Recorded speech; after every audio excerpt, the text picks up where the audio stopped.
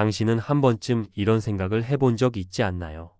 나는 평범한 직장인인데 과연 은퇴까지 버틸 수 있을까? 혹은 은퇴 후에도 살만할까? 월급은 빠듯하고 아이들 교육비나 대출 갚는 일에 쫓기다 보면 노후 준비는 늘 뒷전이 됩니다. 그래서 많은 사람들은 은퇴는 부자나 하는 일처럼 느끼죠.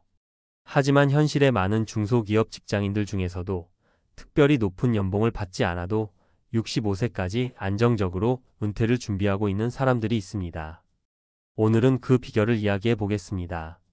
서울 구로구의 한 제조업체에서 30년째 근무 중인 59세 박 과장은 평범한 사람도 은퇴가 가능하다는 걸 보여주는 사례입니다. 그의 연봉은 세후 약 4,200만 원. 중소기업 과장으로서 결코 넉넉한 수입은 아닙니다.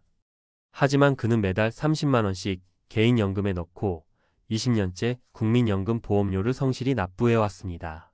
그리고 무엇보다도 그는 은퇴는 갑자기 오는 게 아니라 서서히 준비되는 과정이라는 걸 일찍 깨달았습니다.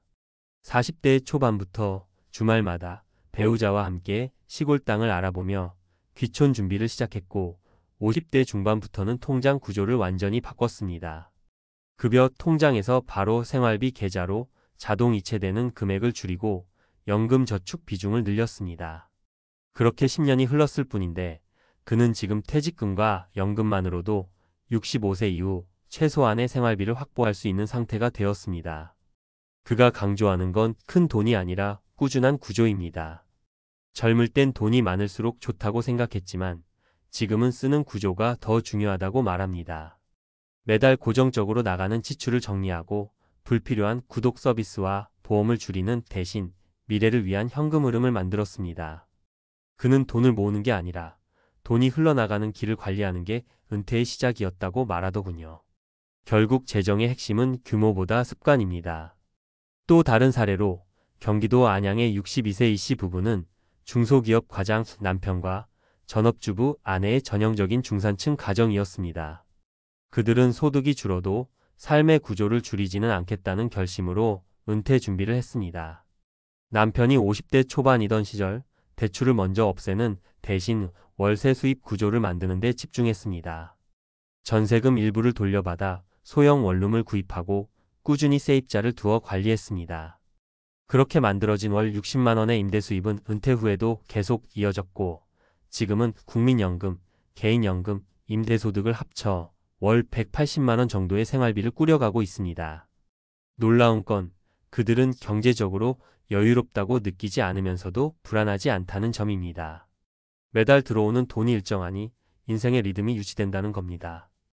은퇴 후의 평온함은 돈의 액수보다 흐름의 안정감에서 오는 거죠.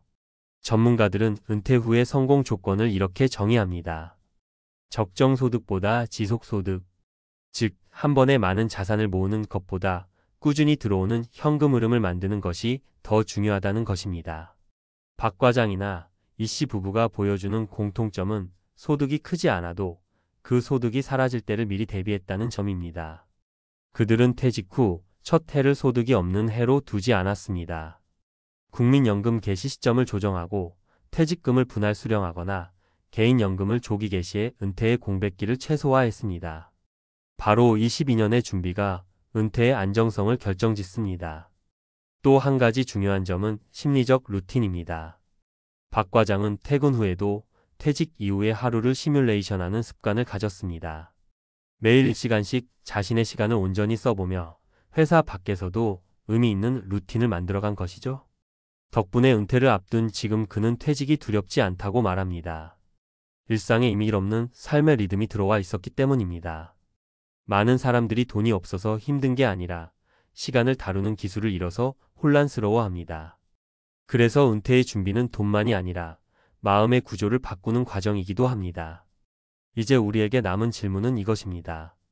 평범한 중소기업 직장인도 어떻게 65세까지 안정적으로 은퇴를 준비할 수 있을까? 첫째, 정년이 아니라 생활의 정점을 65세로 설정하는 것입니다. 즉, 단순히 회사를 다니는 기간이 아니라 경제활동의 형태를 바꿔가며 65세까지 수입이 있는 상태를 유지하는 전략을 세워야 합니다. 예를 들어 55세 이후에는 근무 형태를 줄이더라도 자신의 경험을 살려 외주나 컨설팅, 지역 커뮤니티 일자리로 전환할 수 있습니다. 완전한 퇴직 대신 느린 은퇴를 택하는 거죠. 둘째, 소득의 흐름을 분리하는 것입니다.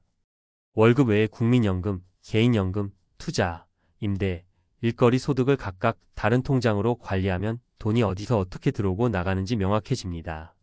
이는 단순한 재정관리 이상의 효과를 줍니다. 심리적 안정감, 즉 나는 여전히 수입이 있는 사람이다 라는 정체성을 지켜줍니다. 셋째, 생활비 구조를 미리 줄여보는 실험을 하는 겁니다.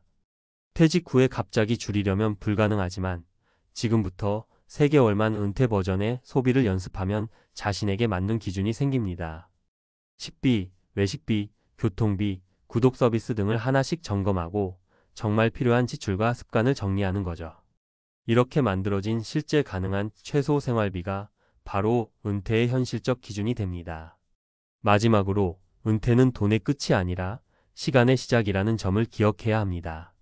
많은 사람들이 은퇴를 두려워하는 이유는 돈이 부족해서가 아니라 자신을 지탱해주던 사회적 역할이 사라지기 때문입니다. 하지만 박 과장처럼 하루의 구조와 의미를 미리 설계해둔 사람은 퇴직 후에도 무너지지 않습니다. 그는 나는 여전히 출근한다. 다만 이제는 나에게 출근한다고 말합니다. 이 한마디가 은퇴의 본질을 압축합니다. 은퇴는 특별한 사람이 준비하는 일이 아닙니다. 오히려 평범함을 지키는 기술에 가깝습니다. 꾸준함, 단순함, 그리고 자신만의 리듬. 그 3가지가 있다면 중소기업 과장이라도 평범한 직장인이라도 65세 은퇴는 충분히 가능합니다. 중요한 건 돈의 크기가 아니라 돈이 흘러가는 구조와 마음의 여유입니다. 그리고 그건 오늘부터라도 시작할 수 있습니다. 은퇴라는 단어는 오랫동안 끝의 이미지로 각인돼 있었다. 그러나 최근에는 점점 더 많은 사람들이 그것을 전환의 시기로 받아들이기 시작했다. 특히 평범한 중소기업 직장인들의 은퇴는 화려하지 않지만 현실적이고 실질적인 지혜로 가득 차 있다.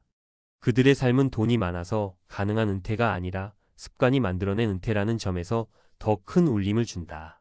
이번 칼럼에서는 그들이 어떻게 평범한 환경 속에서도 65세 은퇴를 현실로 만들었는지, 그리고 그 안에 숨어있는 3가지 핵심 전략을 짚어보려 한다. 첫째는 현금 흐름의 재구성이다. 퇴직을 앞둔 많은 이들이 얼마를 모아야 하나에 집착하지만 사실 더 중요한 것은 얼마가 꾸준히 들어오는가다. 재산이 많아도 그 돈이 잠들어 있다면 생활은 불안하고, 자산이 적어도 돈이 꾸준히 들어온다면 마음은 안정된다. 이 균형을 만든 사람들이 바로 현금 흐름을 구조화한 사람들이다. 박 과장의 경우 국민연금 외에도 개인연금, 소형 월세, 그리고 소액 배당을 통해 3가지 소득줄을 만들어 두었다. 이 3줄기의 합이 많지 않더라도 그 흐름이 꾸준히 유지되는 한 그는 경제적 불안을 크게 느끼지 않는다.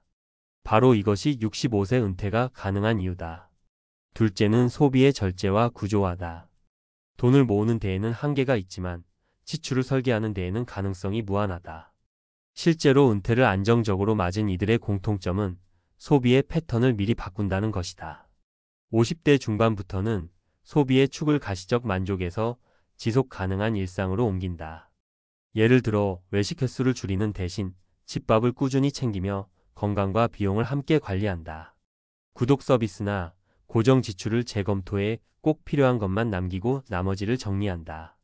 이렇게 만들어진 단순한 구조는 노후의 가장 강력한 방패가 된다.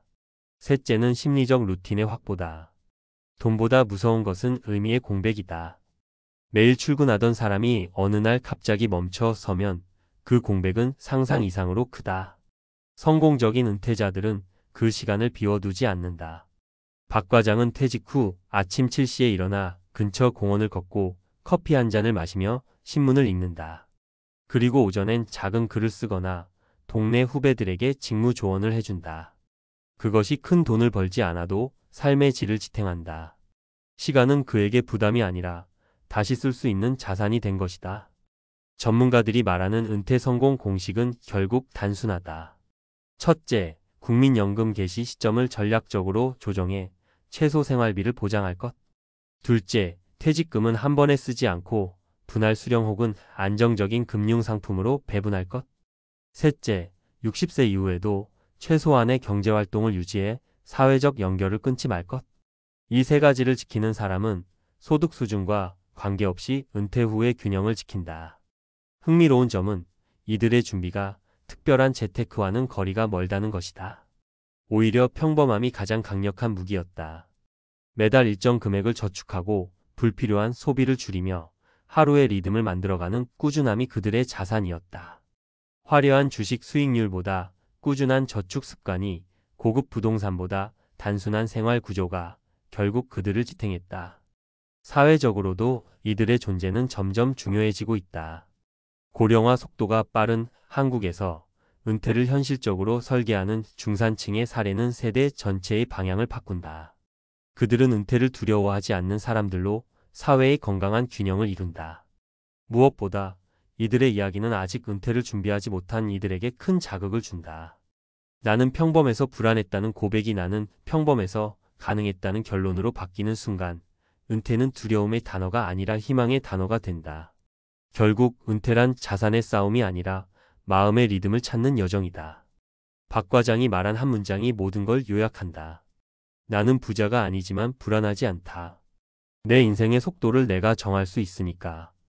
이 말 속엔 은퇴의 진짜 의미가 담겨 있다. 경제적 자유보다 더 중요한 것은 심리적 자율이다. 은퇴는 돈으로 사는 시간이 아니라 마음의 리듬을 다시 쓰는 시간이다. 그러므로 평범하다는 이유로 불안해할 필요는 없다. 평범함 속에 꾸준함이 있고 꾸준함 속에 자유가 있다. 결국 우리 모두가 도달해야 할 은퇴의 모습은 거창한 성공이 아니라 매일의 평온함이다. 그것이 바로 평범한 중소기업 과장도 65세 은퇴를 가능하게 만든 진짜 이유다.